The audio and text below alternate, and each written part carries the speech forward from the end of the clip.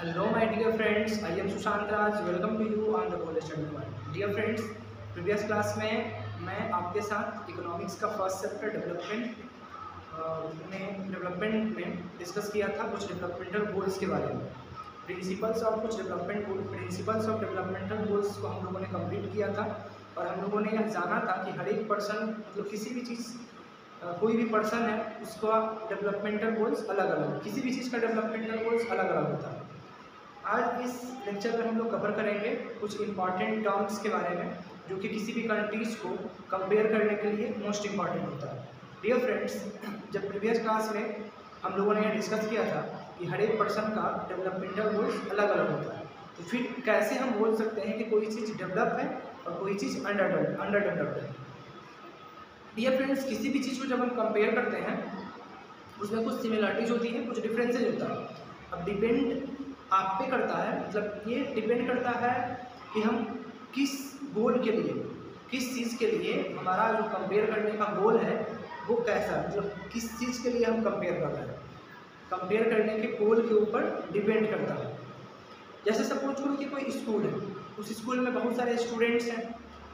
अब जब हम कंपेयर करने के लिए जाएंगे तो वहाँ पे कंपेयर करने के लिए जाएंगे तो स्टूडेंट्स, कुछ ऐसे स्टूडेंट्स होंगे जिनका हेल्थ अलग होगा, कुछ ऐसे स्टूडेंट्स होंगे जिनका हाइट अलग होगा, कुछ स्टूडेंट पढ़ने में काफ़ी नॉलेजेबल होंगे, कुछ मतलब काफ़ी ब्रिलियंट स्टूडेंट होंगे। तो ये डिपेंड करता है कि हम किस चीज़ के लिए स्टूडेंट्स का कंपेयर कर रहे हैं। अगर सपोज करो कि कोई क्यूज कंपटीशन करवाना है तो वहाँ पे आप हेल्थ को, हाइट को प्रीफर नहीं करोगे, आप वहाँ पे नॉलेज को प्रीफर करोगे। तो कंपेयर करने के लिए ये डिपेंड करता है कि हमारा कंपेयर करने का गोल क्या है, किस चीज़ के लिए हम कंपेयर कर रहे हैं। तो आज मैं आप लोगों के साथ डिस्कस करूँगा कुछ इंपॉर्टेंट टर्म्स के बारे में जो कि किसी कंट्रीज को कंपेयर करने के लिए मोस्ट इम्पॉर्टेंट होता है। इस टर्म में सबसे फर्स्ट टर्म आता है national income. Dear friend, national income क्या होता है? तो नेशनल इनकम से पहले हम लोग चलते हैं इनकम के ऊपर। किसी भी कंट्रीज को जब हम कंपेयर करते हैं तो वहाँ पे इनकम को देखा जाता है। अगर किसी कंट्रीज़ की इनकम ज़्यादा है, किसी कंट्रीज़ की इनकम कम है, तो हम यह बोल सकते हैं कि जिस कंट्रीज़ की इनकम ज़्यादा है वो कंट्रीज़ डेवलप्ड है, मोर डेवलप्ड है रेदर देन अनदर कंट्रीज़ के। सबसे फर्स्ट चीज़ है अपने पास नेशनल इनकम। नेशनल इनकम क्या होता है? Sum of income of all the citizens of a country. किसी भी कंट्री के जितने भी सिटीजन्स हैं उनके इनकम को जब हम सम ऑफ करते हैं तो वो बन जाता है नेशनल इनकम। जैसे सपोज करो कोई कंट्री है, उस कंट्री में ए, बी, सी मतलब बहुत सारे सिटीजन्स रह रहे हैं, तो जितने भी सिटीजन्स हैं उनके इनकम को जब हम एडअप कर देंगे, जब उसका हम सम ऑफ करेंगे तो वो बन जाएगा नेशनल इनकम। बट कंट्रीज़ को मतलब जब यह देखना होता है कि कोई कंट्रीज डेवलप है या डेवलप्ड नहीं है, उसके लिए यहाँ पे नेशनल इनकम काम नहीं करता है। वहाँ पे हम लोगों को देखना होता है पर कैपिटा इनकम। ठीक है, जब हम डेवलप्ड और अंडर डेवलप्ड की कंपेयर करते हैं उसके लिए हम लोगों को पर कैपिटा इनकम को लेना होता है। पर कैपिटा इनकम को हम लोग एवरेज इनकम भी बोलते हैं। पर कैपिटा इनकम क्या होता है? जब नेशनल इनकम को टोटल पॉपुलेशन, कंट्री के टोटल पॉपुलेशन से डिवाइड करते हैं तो वो बन जाता है आपका per capita income. Per capita income क्या होता है? जब नेशनल इनकम को, राष्ट्रीय आय को कंट्री के पॉपुलेशन से डिवाइड करते हैं, टोटल पॉपुलेशन से डिवाइड करते हैं, तो वो आपका आ जाता है पर कैपिटा इनकम। जैसे अकॉर्डिंग टू 2020 के अकॉर्डिंग अगर हम इंडिया की बात करते हैं तो भारत की जो पर कैपिटा इनकम है वो $6,390 पर डॉलर, $6,390।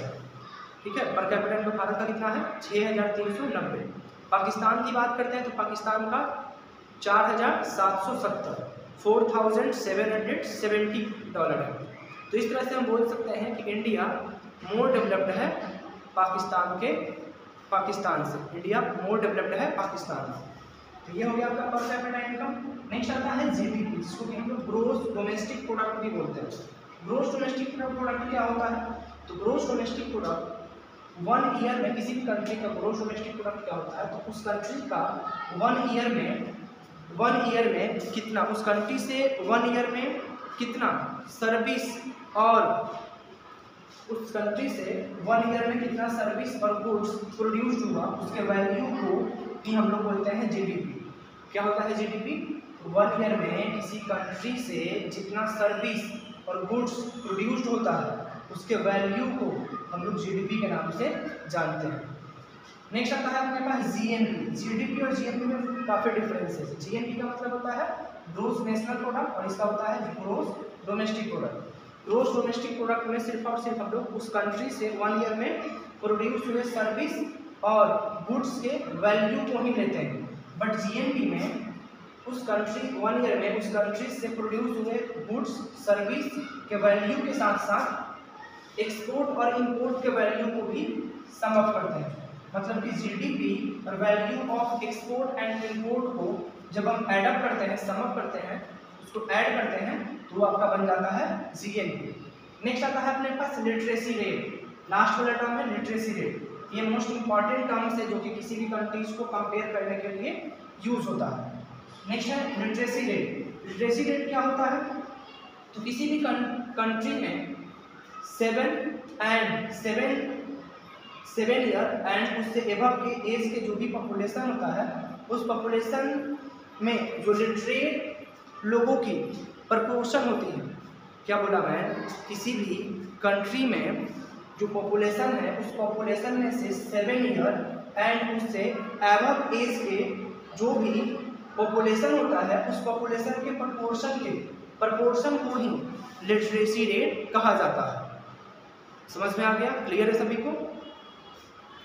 मैं बोला कि किसी भी कंट्री का जो टोटल पॉपुलेशन है उस पॉपुलेशन में से 7 एंड उससे एबव एज के जो भी पॉपुलेशन है तो उसमें से जो लिटरेट पॉपुलेशन है, लिटरेट लोगों की जो पॉपुलेशन है जिनका एज 7 से एबव है उसके प्रपोर्शन को ही लिटरेसी रेट बोला जाता है। मतलब सिंपल सा चीज़ है कि शिक्षित व्यक्तियों की जो संख्या होती है देश में, शिक्षित व्यक्तियों की जो संख्या होती है 7 या 7 से अधिक वर्ष के जो भी पर्सन होते हैं उसमें से शिक्षित लोगों की जो संख्या होती है, अनुपात होता है, प्रपोर्शन होता है, उसी को बोला जाता है लिटरेसी रेट।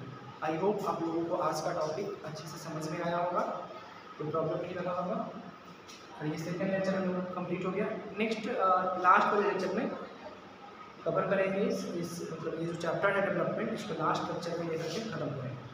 अगर आप लोगों को क्लास अच्छा लगा हो, चैनल पर नए हैं चैनल को सब्सक्राइब करें, वीडियो को लाइक करें और अपने दोस्तों के बीच शेयर करें। Thank you, thanks for watching.